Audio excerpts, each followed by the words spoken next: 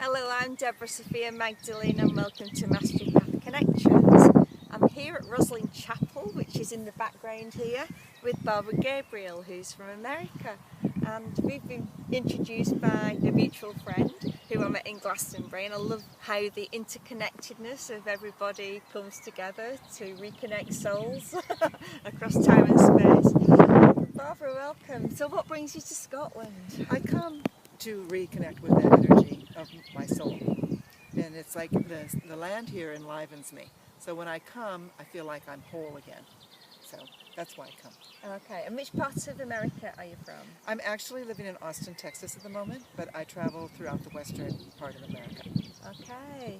So would you like to tell us a bit about your work and what you do? Actually, for over 30 years, I've been working with hundreds of thousands, it seems like, from the world, walks of life.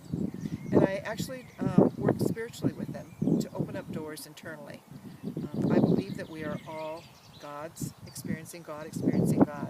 And my work is to reconnect them, each person, to that peace inside and to their world in a better way. So I work with the blockages, and I work with the pathways that people have chosen, the karmic pathways, and try to improve or help them improve the way that they live. So everybody becomes more happy, more joyful, more loved, and more loving.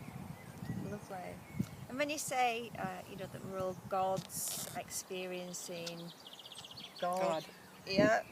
For people who are just coming across this concept for the first time, can you sort of expand on Yes. that? My belief is that we're all intimate with the internal space inside of us that we call God. Many people call it different things. We are connected through that space to the universe, and through that space to nature, and through that space to others in our world. And it's like to reconnect with that peace inside of us opens up the door internally for us to, I don't want to use the word find our own true nature, but to be truly who we are. There isn't anything else but what we are. Everything that what we are, the body, the soul, the experience is God. I split us into three kind of formations, even though there's more to us than that. There's the energetic body, okay? There's that we often call the spirit, which is the God piece inside of us. We have the soul, which is the name, identity that we choose this lifetime with all the karmic lessons, all the things that we want to learn, which aren't necessarily the same thing. And then we have the physical body, which is the carrier for our soul and our spirit that we choose to experience all the things that we've chosen in this lifetime.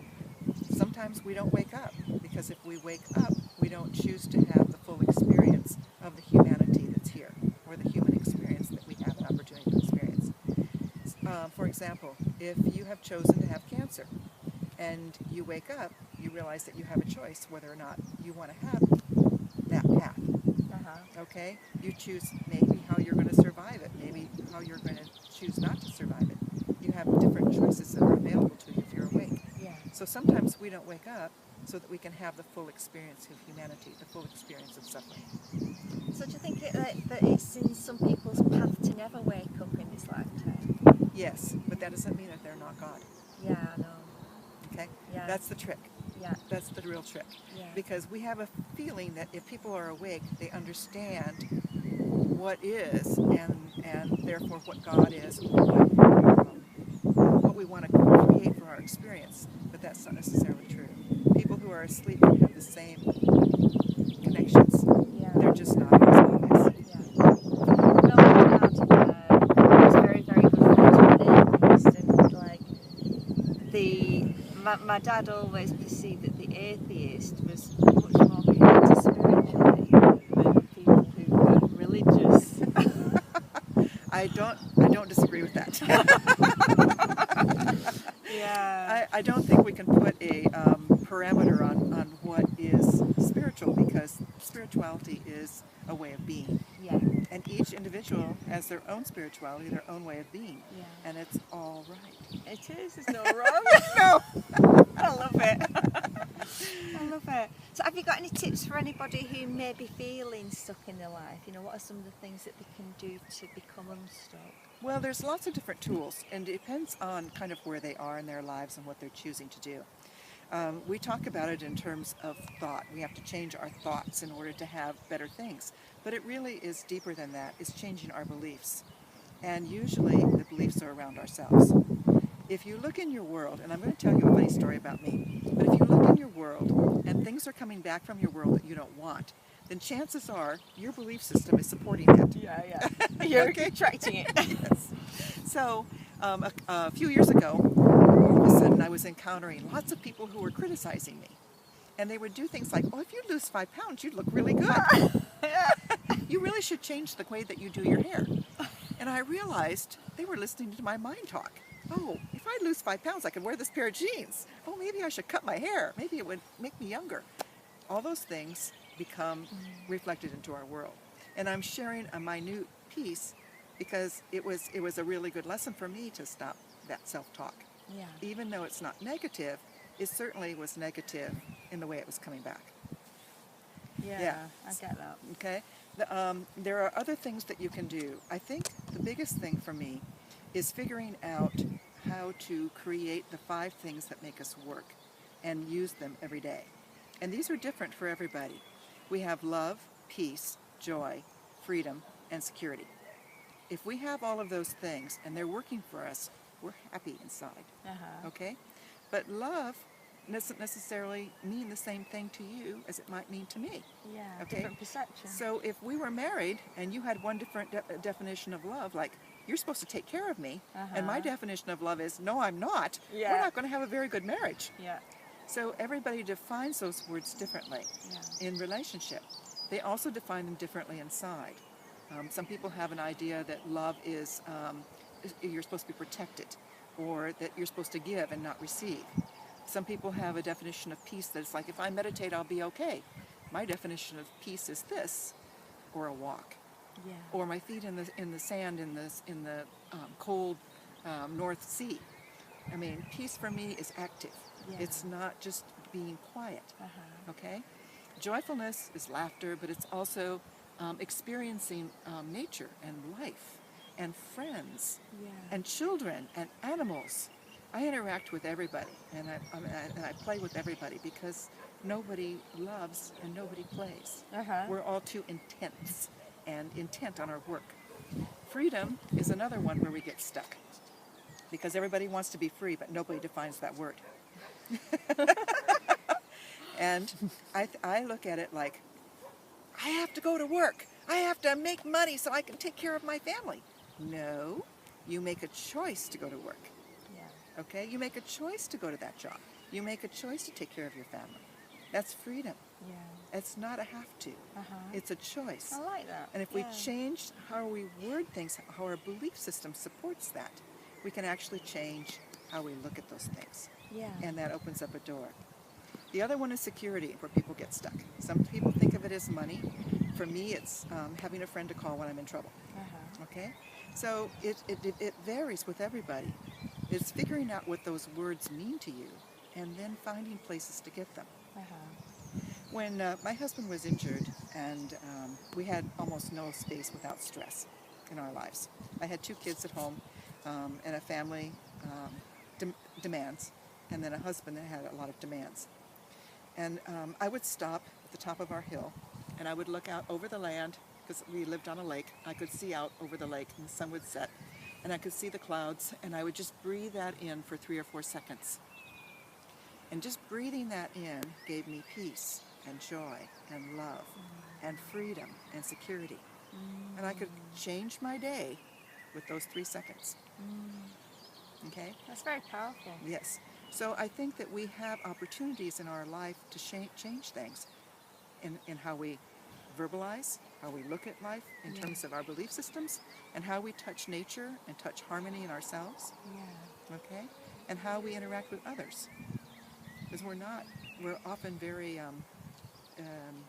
especially in America, we're very rat race-like. We got to keep going on that wheel. It's good to get off the wheel. Yes. It's good to live off the wheel. Yeah. And, in that essence of things. Does that help explain?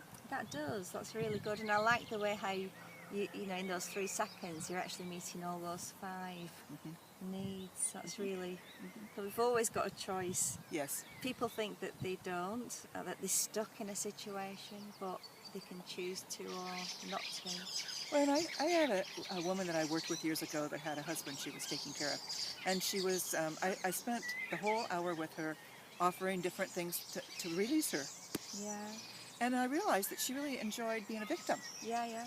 Okay, that was her cup of tea. Yeah. And so I said to her at the end, it's really okay to be a victim, and if that's what you want to get out of this, and you get attention from that, then honor it. I mean, if that's what you really want, but do it's it okay. consciously. Yeah, but make a choice about it. Yeah. And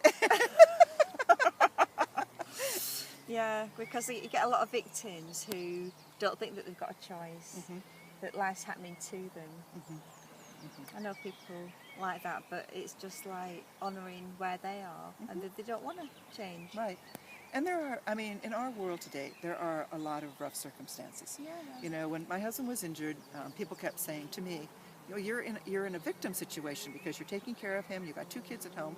And I said, I'm not in Kosovo. My family are not getting shot in front of me. Yeah. I have fresh water. Yeah. I can feed my children. I said, I'm not a victim in here. Yeah. Okay? So it's like choosing to acknowledge what we have. Yeah. I have girlfriends who have Lyme's disease and other things that, MS, people who have diseases that actually, they feel pain all the time. So when I'm working with them and I know that they have these painful lives, I ask them, so how many seconds a day, how many minutes a day, how long a day are you without pain? It might be 3 seconds. But you celebrate those 3 seconds. I'm pain-free! So that you can have 3 more. So that you have 6 seconds the next time. Yeah. And it will keep working so that you get to that point. And you can ask for answers, open doors, and create things. Because once you start on a path of opening doors, nature starts sending you things to help. Yeah. What message do you think that pain is giving us? Well, that varies on the person, actually. When you look at karmic reasons why people have pain, there can be millions. So I would have to say that that's not an easy thing to say, this is what it is.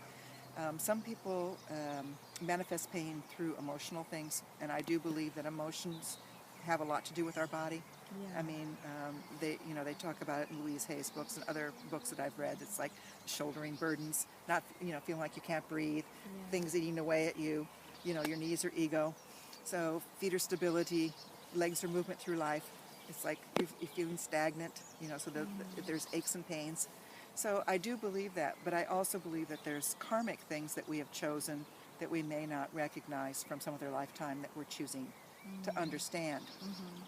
Sometimes the death of a parent is not about their suffering, but about our learning. So maybe they linger because we haven't learned what we need to learn from that experience of pain with them. Yeah. So it's not an easy... Yeah, no one size fits all. Yeah. Yeah. But there's always another side to it. It's like we look at opposites in our world a lot, but it's like there's always another side. You're less, we're always healthy and non-healthy. We're never 100% healthy. I don't know anybody who's 100% healthy. No. We all have things going on, but it's how we look at it that creates that space. Yeah, yeah. With the work that you do with people, you're helping them to become unstuck. If people want to know more about your work, how can they find out about working with you and what you do? I have a website. It's called secretforcreating.com. Secret for the number F-O-R, 4. Number 4. Secretforcreating.com. And you can also look me up under Barbara Gabriel on Google. It'll bring up The Secret for Creating. Okay. Before we finish the interview, is there anything else that you'd like to share? Any golden nuggets that you're burning to share, or that will be useful for anybody watching? I will add one more thing too. When you were asking, I also am on Amazon under Barbara Gabriel, and I have 5-minute talks on there on all different kinds of things: being, doing versus being with God, on manifestation, which is a big thing for people, and also on, there's a whole lot of topics. Anyway, they're 5-minute talks and they're really fun. So if you want to have a little experience, you can. They're also on my website. The last nugget that I would give is to remember to love yourself as much as you love others. Yeah. Unconditional love means we get to love ourselves too, and we forget that.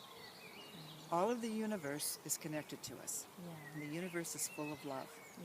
It's the glue of the universe. So connect with it, experience it, be it, own it. And just being out here in Roslyn Glen, just so beautiful. It is. Just feeling connected with like the mountains, the flower, the grass in this magical place. You know, I remember many years ago when I was on the hamster wheel, I used to like get in my car and I used to drive to work, and it was only like a 5-minute walk, and I did that every day. And then we moved buildings and it was a 10-minute walk, and it was in a paid car park. And then I thought, I'm not paying for parking, so I started to walk to work, and actually that was my best 10 minutes of the day. Even when it was raining, just walking and looking at the raindrops on the leaves and looking at the petals on the flowers as I was walking past the gardens. And it's so easy to take these things for granted. But, you know, when we sort of connect to the earth, and you can just be in bliss wherever you are on the planet, whatever your circumstances are. So take Barbara's advice and look for those 3 seconds or 30 seconds or 3 minutes or 30 minutes or however long it is that you've got, just to really connect and find that happiness within. And you're not victims, you always have choice. So thank you, Barbara, for coming out from Edinburgh to meet me at Roslyn. You're welcome, you're welcome. We just had this lovely window of opportunity I know, to we connect did. with each other. It was really wonderful. It was nice to meet you. You too. Thank you. You too. Blessings, sister. Blessings to you all. And tune in for another Mastering Path Connections episode, and check out Barbara's website. So bye for now.